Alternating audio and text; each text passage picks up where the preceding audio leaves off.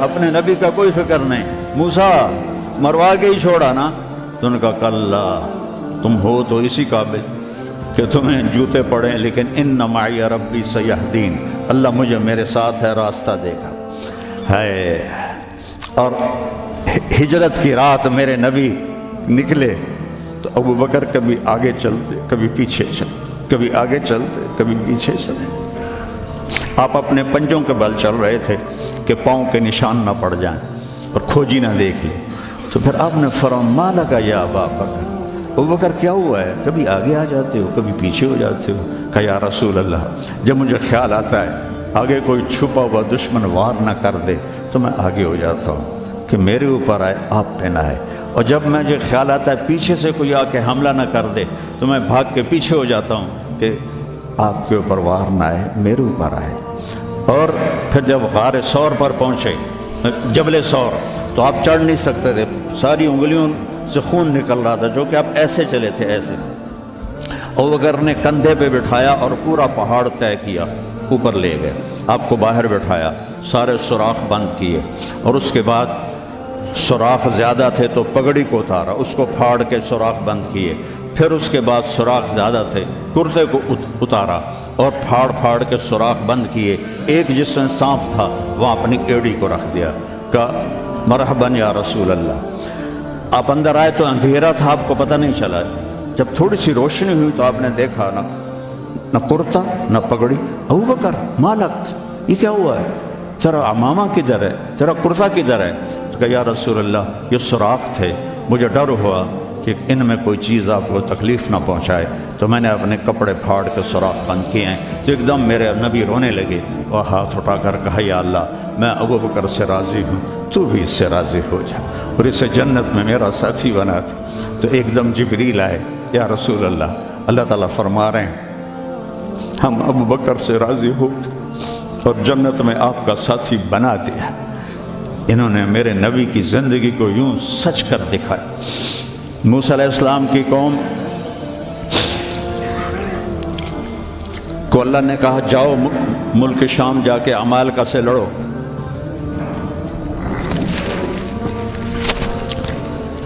ان کا اذهب انت وربک فقاتلا، تو جا تیرا رب جائے، ہم نہیں لڑتے. اور بدر کے لیے جب آپ نے پوچھا بولو کیا کرنا ہے تو مقداد ابن اسود نے کہا اذا لا نقول كما قالت بنو اسرائیل اذهب انت وربك فقاتلا بل نقاتل امامك وخلفك وعن يمينك وعن شمالك. یا رسول اللہ ہم بنو اسرائیل نہیں ہیں کہ کہیں جاؤ اور تو تیرا رب لڑے. ہم آپ کے آگے لڑیں گے، پیچھے لڑیں گے، دائیں لڑیں گے، بائیں لڑیں گے، ہماری لاشوں سے گزر کر وہ جائیں گے. بنو اسرائیل نے سمندر پار کیا، آگے پتھر کے بت کی پوجا ہو رہی ہے. یا موسیٰ اجعل لنا الہا کما لہم آلہہ، یا اللہ موسیٰ ایک خدا ہمیں بھی لے کر دو اس جیسا. یہ بنو اسرائیل ہیں اور میرے نبی کا انتقال ہوتا ہے پیر کے دن، اور ابو بکر صدیق اوالی گئے ہوئے ہیں اپنی دوسری بیگم کے پاس. ان کو خبر ملتی ہے تو وہ بھاگے ہوئے آتے ہیں اور آپ کے چادر ہٹا کر آپ کا ماتھا چومتے ہیں اور گرم گرم آنسو ماتھے پہ گرتے ہیں. واہ خلیلہ واہ صفیہ واہ نبیہ. اور اس کے بعد آپ مسجد میں جاتے ہیں تو شور و فغاں ہے اور عمر تلوار لے کے کھڑے ہیں. جو کہے گا اللہ کا رسول فوت ہو گیا میں اس کو قتل کر دوں گا، وہ اللہ کے پاس گئے ہیں، وہ واپس آئیں گے. تو ابو بکر ممبر پر آئے، کہا عمر اقعد اقعد. کھڑے ہوئے آدمی کو کہنا ہو بیٹھ جاؤ تو اقعد، وہ لیٹے ہوئے آدمی کو کہنا ہو بیٹھ جاؤ تو اجلس. یہ حسن عربی ہے کہ ہر حیت کے لیے الگ لفظ ہے. کھڑے کے لیے اقعد، لیٹے ہوئے کے لیے اجلس. عمر اقعد، کہا نہیں بیٹھوں گا. تو پتہ چل گیا کہ جوش میں ہے.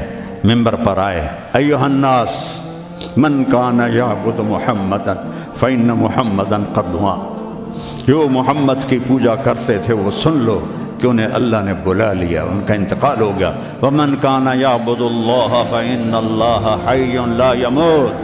اور جو ایک اللہ کی پوجا کرنے والے ہیں ان کا رب زندہ ہے، موت سے پاک ہے. میرے نبی نے ایسے لوگ تیار کیے جنہوں نے میرے نبی کی زندگی کو سچ کر دکھایا اور جانوں کے نذرانے پیش کر کے آپ کی زندگی کو دنیا میں زندہ کیا۔ اس لیے واحد جماعت ہے صحابہ کی جن کی زندگی میں ان کو جنت کے وعدے کر دیے گئے، کلن وعد اللہ الحسنی۔ اس میں سابقین بھی اور لاحقین بھی، سب کے لیے جنت کا اللہ تعالیٰ نے وعدہ فرما دیا ہے۔ ایک امت تیار کی، ایک امت تیار کی۔ سارے قرآن نہیں پڑھے ہوئے تھے، حضرت خالد بن ولید نے فجر کی نماز پڑھائی، تھوڑی سی آیات ایک جگہ سے پڑھی، تھوڑی سی ایک جگہ سے، تھوڑی سی ایک جگہ سے، اس طرح کر کے انہوں نے نماز مکمل کی، اور نماز کے بعد کہنے لگے لقد شغلنی الجہاد عن القرآن، بھائی معاف کرنا، جہاد کی وجہ سے میں تو قرآن بھی نہیں پڑھ سکا۔ لیکن بنے کیا وہ؟ بنے کیا؟ موتا کی جنگ ہے اور میرے نبی کے سامنے منظر کھل چکا ہے۔ آپ نے فرمایا تھا جب چلے تھے کہ پہلا امیر زید بن حارثہ ہوگا، یہ شہید ہو تو پھر جعفر بن ابی طالب ہوگا، یہ شہید ہوں تو پھر عبداللہ بن رواحہ ہوں گے، یہ شہید ہوں تو پھر جسے مرضی بنا لینا۔ ایک یہودی سن رہا تھا، کہنے لگا اے ترائیتا گئے، یہ گئے، یہ نہیں زندہ تھے۔ تو اور وہاں 1,00,000 رومی اور 3,000 صحابہ۔ تو حضرت زید بن ثابت شہید ہوئے، اللہ کے نبی نے کہا تقدم زید فقاتل وقتل ودخل الجنہ ثم اخذ الرایۃ جعفر فقاتل وقتل ودخل الجنہ۔ پھر عبداللہ بن رواحہ ایک کونے میں 3 دن سے کچھ نہیں کھایا تھا، گوشت کی بوٹی نوچ رہے تھے کہ آواز پڑی جھنڈا گر گیا ہے عبداللہ، تو انہوں نے وہیں پھینکا۔ پہلے 2 درویش تھے، فقیر تھے، یہ بڑے مالدار تھے، پہلے 2 مہاجر تھے، یہ انصاری تھے، 4 بیویاں تھیں، باغات تھے، غلام تھے۔ فتردد بعد التردد، تو تھوڑی دیر کے لیے بیوی بچے غلام باغات کا خیال آیا، تو کہنے لگے عبداللہ بیویوں کا خیال ہے سب کو 3 طلاق، باغات کا خیال ہے سارے صدقہ، غلاموں کا خیال ہے سارے آزاد۔ اقسمت یا نفس لتنزلن کارہۃ او لتطاوعن ان اجلب الناس وشد الرن ما لی اراک تکرہین الجنہ قد طالما قد کنت مطمئنہ هل انت الا نطفۃ فی شنہ۔ اے عبداللہ کافی زمانہ گزر گیا ہے زندگی گزارتے ہوئے، چل اپنے ساتھیوں کے ساتھ مل تو بھی۔ اور جھنڈا اٹھایا اور آگے بڑھے، اور آپ نے فرمایا، اب عبداللہ نے جھنڈا اٹھایا اور آگے بڑھے اور قتل ہوئے، اور پھر آپ خاموش ہو گئے تھوڑی دیر کے لیے۔ انصار کہنے لگے کہ ہمارے اوپر قیامت ٹوٹ پڑی کہ کیوں رک گئے، کیوں رک گئے؟ دونوں کی دفعہ تو فوراً فرمایا، اب کیوں رک گئے؟ پھر آپ نے کہا وَدَخَلَ الْجَنَّةَ۔ تو انصار نے عرض کی یا رسول اللہ آپ رک کیوں گئے تھے؟ کہا وہ تھوڑا سا اس کے دل میں کھٹک آئی تھی، اس لیے جنت میں جانے میں تھوڑی دیر ہو گئی۔ اب جھنڈا گر گیا، ثابت ابن اکرم نے جھنڈا اٹھایا، کون لے گا یہ جھنڈا؟ انہوں نے کہا تو لے، تو بدری صحابی ہے، تو لے۔ کہا نہیں میرے بس کا نہیں ہے۔ کسی نے آواز دی خالد کو دو۔ خالد کی پہلی جنگ تھی، صلح حدیبیہ کے بعد ایمان لائے، اور ان کی پہلی جنگ تھی۔ وہ فرمانے لگے بھائی میں تو ابھی مسلمان ہوا ہوں، کسی اور کو جھنڈا دو۔ کہا نہیں، سب نے کہا بس خالد خالد۔ انہوں نے ایک ہاتھ میں جھنڈا لیا، جب یوں تلوار کو جب اٹھایا نا تو میرے نبی نے فرمایا ثم صلی اللہ سیفا من سیوفہ، اب اللہ نے اپنے تلواروں میں سے ایک تلوار کو نیام سے باہر نکالا ہے، اور انہوں نے ساری رومیوں کی فتح کو شکست میں تبدیل کر دیا۔ 9 تلواریں ان کے ہاتھ سے ٹوٹیں لڑتے لڑتے، اور اتنا رعب چھا گیا کہ پورے روم میں دہشت پھیل گئی خالد ابن ولید کی۔ یہ لوگ میرے نبی نے تیار کیے تھے، ایک امت بنائی تھی، یہ میرے نبی کا عظیم ترین کارنامہ ہے، اور اولین اور آخرین کا سب ایک جذبہ تھا۔ حضرت عمر کی مجلس میں ابو سفیان، اکرمہ بن ابی جہل، حارث بن ہشام، سہیل ابن عمر بیٹھے ہوئے ہیں، تو حضرت بلال آ گئے، کہنے لگے آپ لوگ تھوڑا پیچھے ہو جاؤ۔ پھر حضرت عمار آئے، آپ نے کہا آپ لوگ تھوڑا پیچھے ہو جائیں۔ پھر حضرت صہیب آئے، آپ نے کہا تم لوگ تھوڑا پیچھے ہو جاؤ۔ پھر حضرت مقداد آئے، آپ نے کہا تم لوگ تھوڑا پیچھے ہو۔ پیچھے ہوتے ہوتے جوتیوں پہ جا بیٹھے، مہاجرین اولین کو آگے بٹھایا تو یہ غصے سے باہر نکل آئے اور ابو سفیان کہنے لگے دیکھتے ہو عمر نے ہمارے ساتھ کیا کیا ہے؟ تو سہیل ابن عمر کہنے لگے صحیح کیا ہے، وہ ہم سے پہلے ایمان لائے تو وہ آگے نکل گئے، ہم بعد میں ایمان لائے تو ہمیں تو پیچھے ہی رہنا ہے۔ تو کہنے لگے اگر آخرت میں پیچھے رہ گئے تو پھر کیا ہوگا؟ یہ فتح مکہ کے مسلمان ہیں، فتح مکہ پھر کیا ہوگا؟ تو سارے گھبرا کے حضرت عمر کے پاس آئے کہ ہم نے دیکھ لیا ہے جو تو نے کیا ہے ٹھیک کیا ہے، چلو ہم پیچھے رہ گئے ہیں لیکن کوئی طریقہ بتاؤ کہ آگے نہیں بڑھ سکتے تو جنت میں ساتھ تو ہو جائے۔ تو انہوں نے فرمایا انہوں نے جہاد میں جان دی تھی، تم بھی جانیں لگا دو تو تم بھی ان کے ساتھ ہو جاؤ گے۔ تو 400 قریشی سردار مکہ سے نکلے، 400، اور حارث ابن ہشام ابو جہل کے چھوٹے بھائی ہیں، اتنے ہر دل عزیز تھے۔ جب یہ نکلے تو سارا مکہ چھوڑنے باہر آیا اور سب رو رہے تھے، بچے بچیاں مرد عورت۔ تو حارث ابن ہشام کھڑے ہو گئے، کہنے لگے یا اہل مکہ، اے اہل مکہ، اللہ کی ذات کی قسم مکے سے محبوب کوئی شہر نہیں، تم سے محبوب کوئی لوگ نہیں، لیکن ایک داعی نے آواز لگائی، اس پر ہمارے غلاموں نے لبیک کہا۔ آج وہ اتنا آگے جا چکے ہیں کہ اگر ہم یہ سارے مکے کے پہاڑ سونا بنا کے خرچ کر دیں تو ان کے ایک مٹھی جو کا اجر بھی نہیں پا سکتے۔ تم اپنی جانوں کا نذرانہ پیش کریں گے کہ آگے نہیں تو برابر تو ہو جائیں۔ تو یہ سارے سرداران تشریف لائے، اجنا دین کی جنگ ہو رہی تھی، اس میں شرکت کی، اس میں فتح ہوئی۔ پھر یرموک کی جنگ ہوئی جو فیصلہ کن جنگ تھی، جس نے شام کا فیصلہ کر دیا ہمیشہ کے لیے۔ 9 دن یہ جنگ چلتی رہی، کبھی ایسے کبھی ایسے کبھی ایسے کبھی ایسے، اور ایک دن ایسا ہوا کہ مسلم صحابہ دبتے دبتے دبتے عورتوں کے خیموں تک آ گئے، اتنے قدم اکھڑے کہ عورتوں کے خیموں تک آ گئے۔ تو حضرت اکرمہ رضی اللہ تعالیٰ عنہ نے اپنی تلوار کی نیام کو توڑ دیا اور لوہے کے ٹوپی کو اتار کے پھینک دیا، کہا من یبایعنی علی الموت، یا اللہ ہمیں موت دے گا یا فتح دے گا۔ تو حضرت خالد بن ولید اور اکرمہ رشتہ دار ہیں، تو خالد بن ولید نے ان کا ایسے ہاتھ پکڑ لیا، نا نا نا نا نا نا، ابھی تمہاری ہمیں ضرورت ہے، یہ نہ کرنا یہ نہ کرنا۔ تو انہوں نے کہا الیک عنی، دور ہو جاؤ مجھ سے، انی و ابی کان من اشد الناس عداوۃ لرسول اللہ و افر منکم اليوم، میں اور میرا باپ ساری زندگی دشمن اسلام رہے، آج ہی تو داغ دھونے کا وقت آیا اور میں بھاگ جاؤں۔ ان لک سابقۃ، تو مجھ سے پہلے ایمان لا چکا ہے اور آگے بڑھ چکا ہے، پیچھے ہٹ جا، میرے راستے میں حائل نہ ہو۔ تو سب سے پہلے ان کے بیٹے عامر بن اکرمہ نے بیعت کی، پھر حارث بن ہشام، سہیل بن عمر، زرار بن اوزر، ابو سفیان بن حرب، ان سارے سرداروں نے بیعت کی، اور سب نے اپنے خود لوہے کی ٹوپیاں پھینک دیں اور تلواروں کی نیامیں توڑ دیں اور شیر کی طرح حملہ آور ہوئے، وہ سارے روم کو پلٹا کے پیچھے پھینک دیا۔ اور جب روم کے قدم اکھڑ گئے تو خالد بن ولید فوراً بھاگے بھاگے واپس آئے کہ میں پتہ کروں کہ اکرمہ کس حال میں ہے اور عمر کس حال میں، رشتہ ایک مخزومی ہے نا دونوں۔ تو جب عمر کو دیکھا تو وہ ختم ہو چکے تھے، جب اکرمہ کو دیکھا تو ان میں کچھ سانس باقی تھا، تو انہوں نے ان کا سر اپنی گود میں لیا اور منہ میں تھوڑا پانی ٹپکایا اور ان کے بیٹے عمر کا سر یہاں رکھ لیا، یہاں۔ تو ان کی آنکھیں کھلی کر کون ہو؟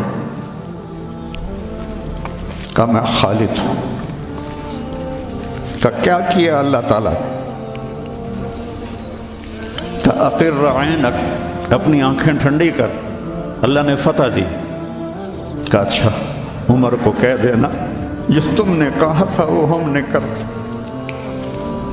جو تم نے کہا تھا وہ ہم نے کرتے، اور جان نکل گئی۔ تو حضرت خالد بن ولید کو حضرت عمر پہ غصہ آ گیا۔ عرب جب غصے میں بولتے تھے تو ماں کے نام سے پکارتے تھے، اور جب اچھے ماحول میں ہوتے تھے تو باپ کے نام سے پکارتے تھے. تو یہاں حضرت خالد کہنے لگے کلا زعم ابن الحنتمہ اللہ نستشہد. حنتمہ حضرت عمر کی ماں کا نام ہے. حنتمہ کا بیٹا اب یہ نہیں کہہ سکتا کہ سرداروں نے جان قربان نہیں کی. یہ میرے نبی کی محنت کا ثمرہ ہے. یہ مدارس اسی کا سلسلہ ہیں, یہ خانقاہیں اسی کا سلسلہ ہیں, یہ تبلیغ اسی کا سلسلہ ہے. لیکن بیٹو صرف کتابیں پڑھنے سے تربیت نہیں ہوتی. اہل اللہ کی تربیت میں رہو, ان کے ساتھ اپنے اندر کی گندگیاں نکالو, تبلیغ میں وقت لگاؤ.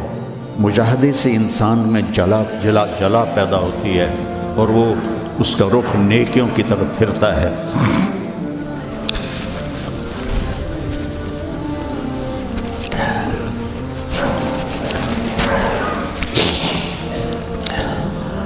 تو نیت کرتے ہو سارے؟ چند باتیں کہتا ہوں. اپنے اس ماحول میں غیبت کسی کی نہ کرو نہ سنو. غیبت اشد من الزنا, غیبت زنا سے زیادہ سخت کام ہے. غیبت نہ کرو کسی کی. کئی لڑکے بہت ہی نیچے چلے جاتے ہیں, اپنے استادوں کی غیبت کرتے ہیں. یہ محروم ہو جائیں گے, یہ کبھی بھی علم حاصل نہیں کر پائیں گے. تو مجھے ایک واقعہ یاد آ گیا. قاضی احسان احمد شوجابادی رحمۃ اللہ علیہ ختم نبوت کے امیر تھے.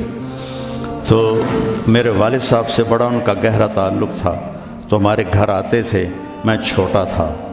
تو انہوں نے اپنا واقعہ سنایا کہ میں تو ناقص کا صیغہ ہوں قاضی, تو ویسے بھی میں ناقص تھا, مجھے اتنا پڑھنا لکھنا آتا نہیں تھا.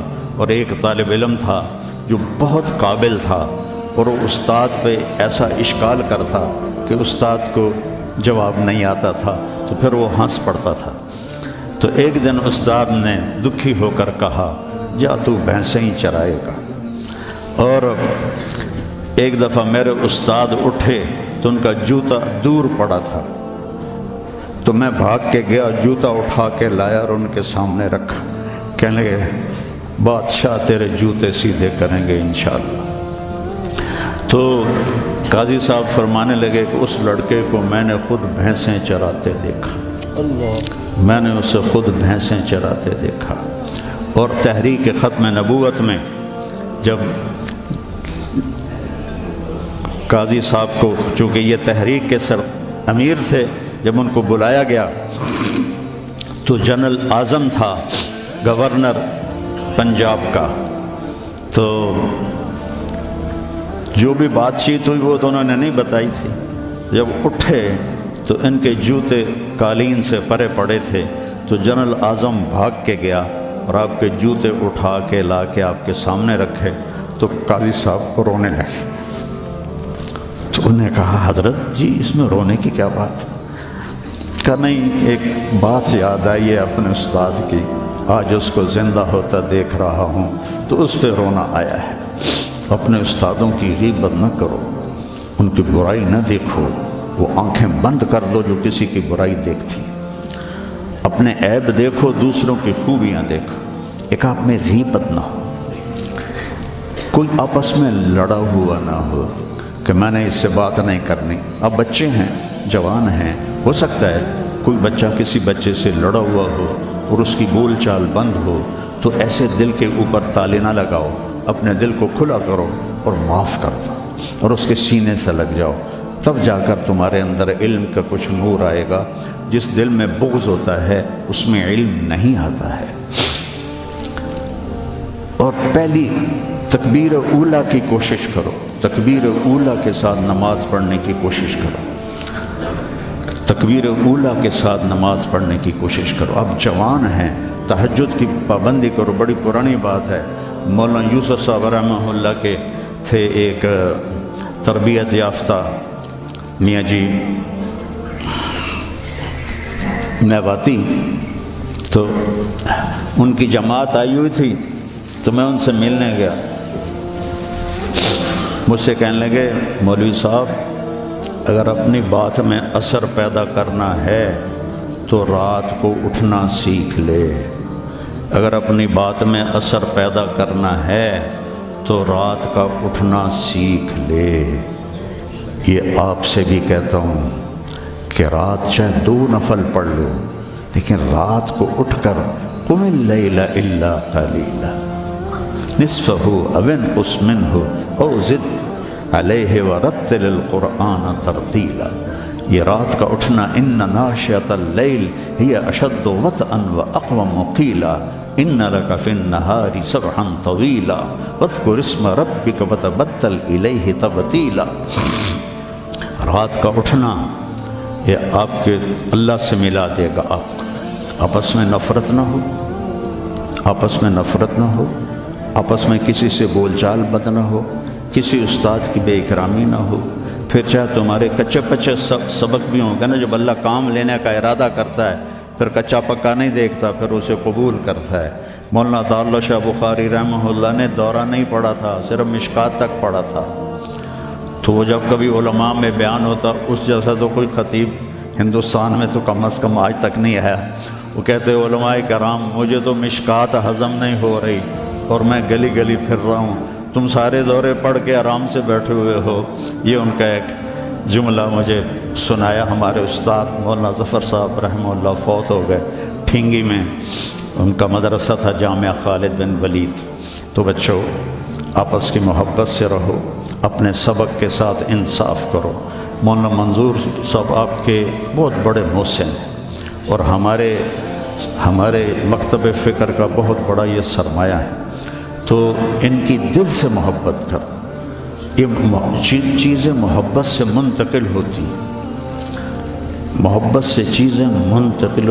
یہ ٹیلی فون نہیں، 2 ایسے کرتے ہیں یا یوں ایسے لگاتے ہیں تو سارا ڈیٹا دوسرے فون میں چلا جاتا ہے کہ نہیں؟ سارا ڈیٹا چلا جاتا ہے۔ یہ وہ فون ہے، ان کے ساتھ جڑو گے تو ان کا ڈیٹا تمہارے اندر چلا جائے گا، کسی کی دعا لگ جائے گی۔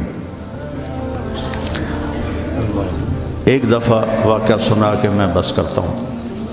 میں مدرسے کا امیر تھا رائمنڈ میں، تو مجھے سارے دن کی کارگزاری سنانی ہوتی تھی مولانا احسان صاحب کو جو آج کل بہت علیل ہیں۔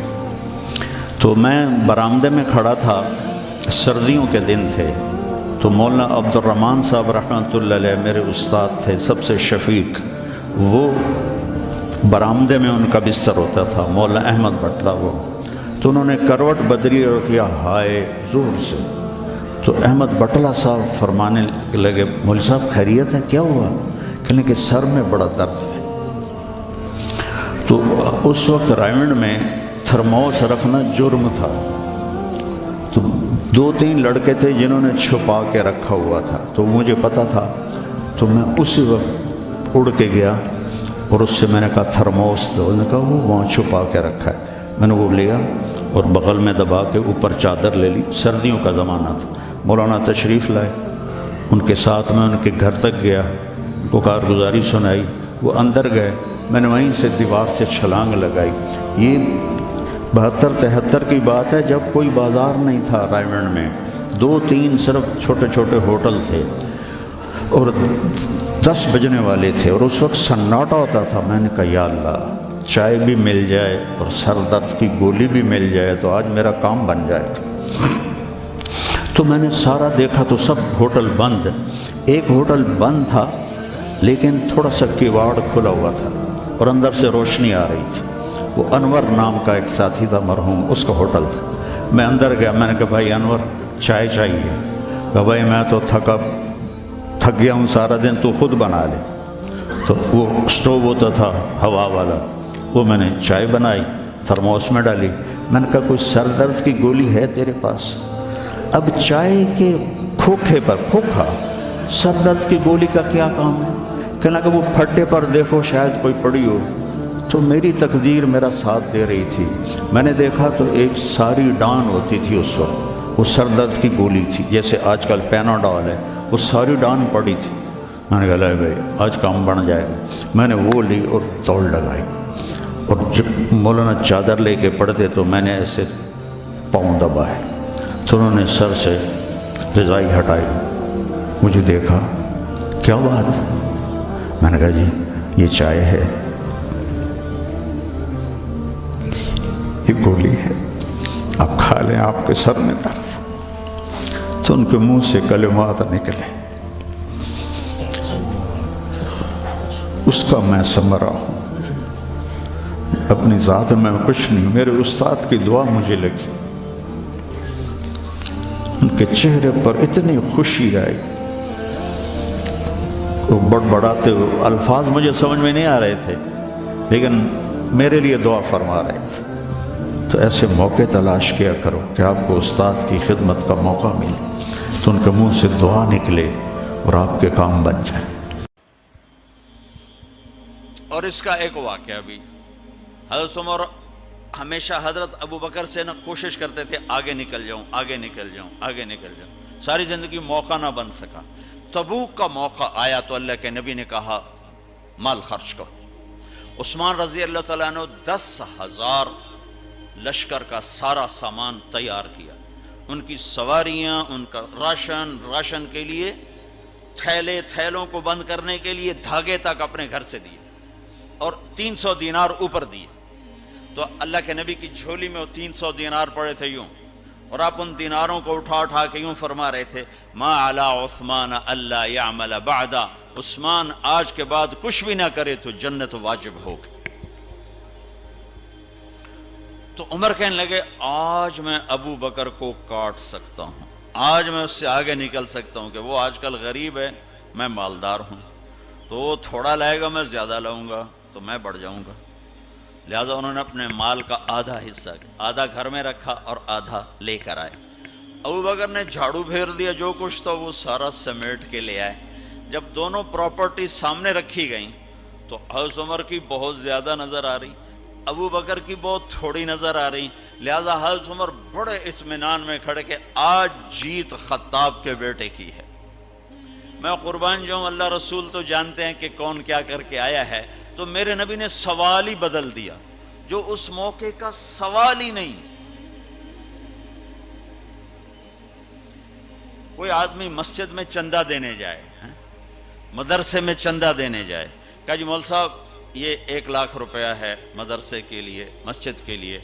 आगे मौलवी साहब कहें पीछे कितने पड़े हुए हैं, तो कहेगा ये भी वापस करो, मैं तो थोड़ी नीयत है जो कोई चक्कर लगता है कि तुसी ठेकेदार हो, मगर अली शायद अभी पीछे कितने पैन।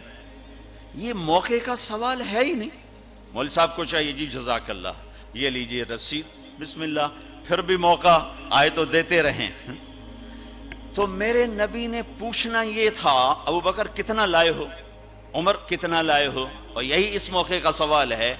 लेकिन अल्लाह रसूल जानते हैं कि किसके माल में वजन ज्यादा है, तो मेरे नबी ने सवाल बदल दिया, फरमाया उमर मा खल्लफ्ता, वाह वाह उमर पीछे क्या छोड़ के आए हो।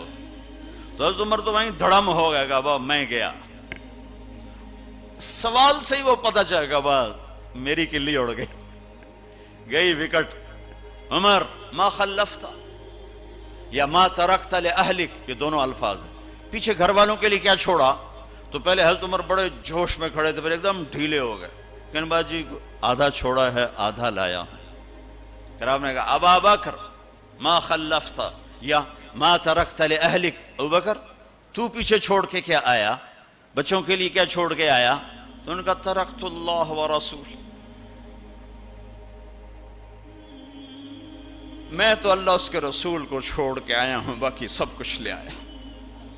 तो उस पर उमर कहने लगे अबू बकर मैं नहीं तुझसे आगे बढ़ सकता, कोई भी तुझसे आगे नहीं बढ़ सकता।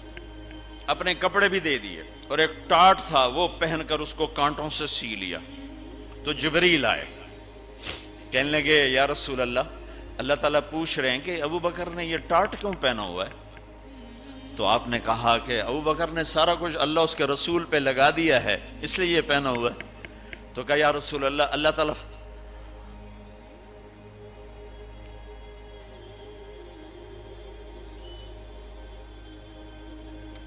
अल्लाह ताला फरमा रहे हैं अबू बकर से पूछो मुझसे राजी तो है। مجھ سے راضی تو ہے؟ اس فقر میں مجھ سے راضی ہے؟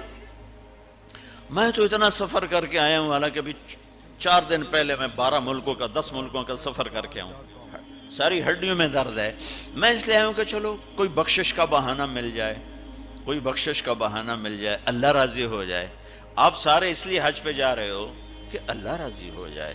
جو سارے جہان سے کہتا ہے مجھے راضی کرو، وہ کہہ رہا ہے ابو بکر سے پوچھو مجھ سے راضی تو ہے؟ تو آپ نے کہا ابو بکر تیرا رب تجھے سلام بھی کہہ رہا ہے اور پوچھ رہا ہے کہ راضی ہو؟ تو ابو بکر کی چیخیں نکلی، میں اپنے رب سے راضی، میں اپنے رب سے راضی، میں اپنے رب سے راضی۔ میرے بھائیو بہنوں، زندگی ایسے گزار کے مرو کہ اللہ کو ملو تو اللہ خوش ہو کے مل رہا، ایسے نہ مرو کہ اللہ کی بارگاہ میں پیش کیے جا رہے ہوں مجرم بن کر، قیدی بن کر۔